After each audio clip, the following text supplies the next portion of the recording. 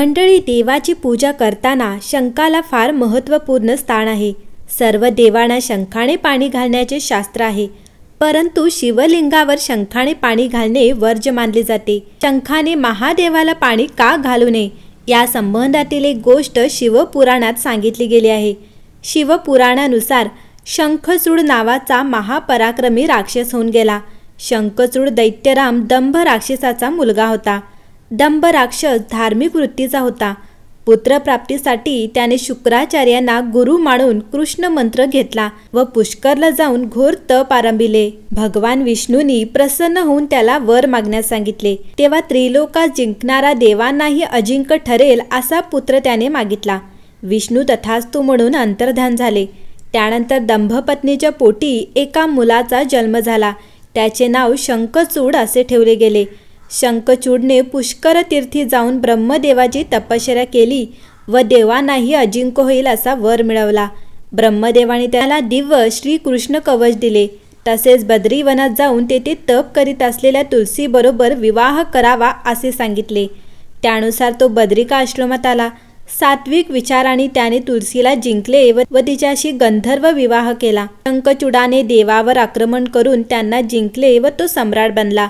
सर्व देव विष्णूकडे मदत मागण्यासाठी गेले, परंतु स्वतः विष्णूने दंभ राक्षसाला पराक्रमी पुत्र होईल असे वरदान दिले होते. विष्णूने देवांना महादेवाकडे जाण्यास सांगितले.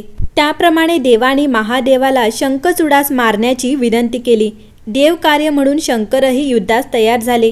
जोपर्यंत शंखचूडाकडे श्री कृष्ण कवच आहे व त्याची पत्नी तुलसी हिचे पातिव्रत्य अखंड आहे, तोवर शंखचूडावर जरा व मृत्यू यांचा प्रभाव पडणार नाही. हे जाणून विष्णूंकडून तुलसीचे पातिव्रत्य मायेने हिरावून घेतले व याचकाच्या रूपात शंखचूडाचे कवच काढून घेतले. त्याच वेळी महादेवाने त्रिशूळ सज्ज करून शंखचूडाचा वध केला आणि त्याच्या हाडांपासून शंखाचा जन्म झाला. शंखचूड हा विष्णूचा भक्त होता, त्यामुळे लक्ष्मी आणि विष्णूला शंखातील जल प्रिय आहे. तसेच सर्व देवांना शंखाने पाणी वाहिले जाते, परंतु शंकराने शंखचूडाचा वध केल्यामुळे महादेवाला शंखाने पाणी घातले जात नाही. शिवपूजेत शंखाची पूजा केली जात नाही. तसेच शिवाला शंखाचे पाणी घालून स्नान घालत नाहीत. देवांच्या मूर्तीमध्ये पंचायनातनाची स्थापना असेल तर त्यातील बाणलिंगावर शंखोदक घालण्यास हरकत नाही, पण महादेवाची पिंड असलेल्या बाणलिंगाला शंखोदकाने स्नान घालू नये. शिवपिंडीत शाळुंकेच्या रूपात स्त्री कारकत्व असल्याने स्त्री कारकत्व असलेल्या शंखातील पाणी पुन्हा घालण्याची आवश्यकता नसते. बाणलिंगाबरोबर शाळुंका नसल्याने त्याला शंखाच्या पाण्याने स्नान घालतात. देवळात महादेवाची पूजा करताना शंखपूजा उक्त नाही, मात्र आरतीपूर्वी शंखनाद विहित आहे आणि आवश्यक केला जातो. शंखनादाने प्राणायामाचा अभ्यास तर होतो, शिवाय शंखनाद जेथपर्यंत ऐकू जातो त्या परिसरात भूत पिशाच वगैरे वाईट शक्तींचा त्रास होत नाही. तंत्रक्रियांमध्ये शंख उपयोगात आणला जातो. तंत्रशास्त्रामध्ये दक्षिणावर्ती शंखाला विशेष महत्त्व आहे. या शंखाची विधिव्रत पूजा करून घरामध्ये स्थापन केल्यास विविध प्रकारच्या बाधा नष्ट होतात आणि धनाची कमतरता भासत नाही.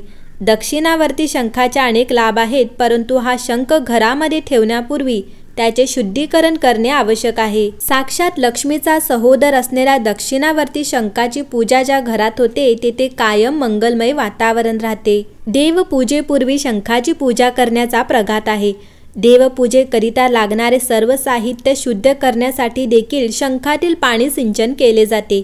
दीर्घकाळ शंखात राहिलेले पाणी पूजेच्या समाप्तीनंतर विष्णूवर शिंपडल्यास त्या पाण्याच्या स्पर्शाने पूजकाच्या अंगाला चिकटलेली ब्रह्महत्येसारखी घोर पातके सुद्धा नाहीशी होतात. मंडळी, समुद्र मंथनावेळी निघालेल्या 14 रत्नांपैकी एक शंखही आहे. सनातन परंपरेत होणाऱ्या पूजेत शंखाचा अत्याधिक महत्त्व आहे. हिंदू धर्मात जवळपास सर्व देवी देवतांना आपल्या हातात शंख धारण केला आहे. शंखाला जैन, बौद्ध, शैव, वैष्णव इत्यादी परंपरामध्ये अत्यंत शुभ मानलं जातं. भगवान विष्णूला तर तो अत्यंत प्रिय आहे. याच कारणामुळे जिथेही भगवान श्री नारायणाची पूजा केली जाते तिथे शंखनाद केला जातो. शंख हा समुद्रात सापडतो. शंख विजय, समृद्धी, आनंद, शांती, प्रसिद्धी, कीर्ती आणि लक्ष्मी यांचे प्रतीक मानले जाते. सर्वात महत्त्वाचे म्हणजे शंख हे नांदाचे प्रतीक आहे. हा शंख भगवान विष्णूला समर्पित होता. म्हणूनच लक्ष्मी विष्णू पूजेमध्ये मूलतः शंख वाजविला जातो। शंखाचे अनेक प्रकार आहेत, पण शास्त्रानुसार वामावर्ती आणि दक्षिणावर्ती शंख हे सर्वात महत्त्वाचे मानले जातात। शंख निर्मिती ही शंखचूर्णाच्या हाडांपासून होते असं मानलं जातं, तर त्यांची उत्पत्ती समुद्र मंथनादरम्यान झाली होती असंही मानलं जातं। आणि म्हणून हेच कारण आहे की देवी लक्ष्मी आणि दक्षिणावर्ती शंख हे दोघे भाऊ बहीण मानले जातात। शंख हा लक्ष्मीचा छोटा भाऊ समजला जातो। महाभारतात युद्धावेळी भगवान श्रीकृष्णाजवळ पांचजन्य शंख होता, तर अर्जुनाजवळ देवदत्त आणि भीमाजवळ पौंड्रक नावाचा खूपच मोठा असा शंख होता, जो तो वाजवायचा। तर युधिष्ठिराजवळ अनंत विजय, नकुलकडे सुघोष आणि सहदेवाकडे मणिपुष्पक शंख होता। यापैकी एका शंखाचा आवाज करून युद्धाची सुरुवात केली जायची। पुरातन काळी अनेक प्रकारच्या पुण्यकर्मांच्या वेळी, विवाह प्रसंगी, युद्धाच्या वेळी शंखध्वनी खूप महत्त्वाचा मानला जातो। मंदिरामध्ये शंखध्वनीचे विशेष महत्त्व आहे। तंत्रोक्त विधीमध्ये शंखाद्वारे अभिषेकाचे वेगळेच महत्त्व आहे। शंखध्वनीमुळे उत्पन्न होणाऱ्या कंपनांमुळे सभोवतालचे वातावरण शुद्ध व पवित्र होते। तसेच तो फुंकणाऱ्या व्यक्तीची फुफ्फुसाची क्षमता वाढून तेज व ओज वृद्धी होते। पुरातन काळापासून शंख हे विजयाचे, सुख समृद्धीचे प्रतीक मानले जाते। शंख चंद्र सूर्यासमान देवस्वरूप आहे। त्याच्या मध्यभागी वरून, पृष्ठभागात ब्रह्मदेव आणि अग्रभागी गंगा व सरस्वतीचे वसतिस्थान आहे। त्रैलोक्यात जेवढी तीर्थे विराजमान आहेत, ती सर्व विष्णूच्या आज्ञेने शंखामध्ये निवास करतात, अशी धार्मिक कल्पना आहे। सूर्याच्या उष्णतेने ज्याप्रमाणे बर्फ वितळून जातो, त्याचप्रमाणे शंखाच्या केवळ दर्शनाने पापे नष्ट होतात, तर त्याच्या स्पर्शाने काय न साध्य होईल असे एक सुभाषित आहे। मंडळी, ज्या शंखाचा पृष्ठभाग स्वतःकडे करून देवाकडे त्याचे अग्र केले, म्हणजे त्याच्या पन्हाळीची पोकळी उजव्या बाजूला येते, असा शंख म्हणजे दक्षिणावर्ती उजवा शंख।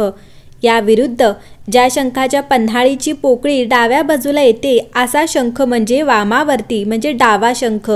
दक्षिणावर्ती शंख दुर्मिळ असल्याने त्याच्या किमती अधिक असतात। शंखाची योग्य ती परीक्षा करूनच तो खरेदी करावा।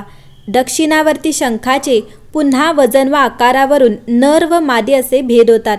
शंखाच्या देखील ब्राह्मण, क्षत्रिय, वैश्य, शूद्र अशा 4 जाती आहेत। अथर्व वेदामध्ये 7 मंत्रांनी युक्त अशा शंखमणी सूक्तामध्ये दक्षिणावर्ती शंखाची महती वर्णन केले आहे। दक्षिणावर्ती शंख अंतरिक्ष, वायू, ज्योतिमंडल आणि सुवर्णाने युक्त आहे। समुद्र मंथनातून निर्माण झालेला हा शंख राक्षसी वाईट शक्तींचा नाश करणार आहे, रोग निवारण करून आरोग्य संपन्न आयुर्मान देणारा, जीवनाचे रक्षण करणारा, तसेच अज्ञान व अलक्ष्मीस दूर करून ज्ञान व अखंड स्थिर लक्ष्मी देणारा आहे। पांढरा शुभ्र कांतिमान गुळगुळीत असा दक्षिणावर्ती शंख अष्टमी किंवा चतुर्दशीस विधिवत पूजनाने आपल्या देव्हाऱ्यात किंवा तिजोरीत स्थापन करावा। राज्य, धन, कीर्ती, आयुष्य, शत्रूवर जय, कोर्ट कचेऱ्यांमध्ये यश, पती पत्नी नाते संबंध यापैकी अपेक्षित फलप्राप्तीकरिता दिवसाच्या विशिष्ट नियोजित प्रहरामध्ये शंखपूजन करण्यास सांगितले आहे।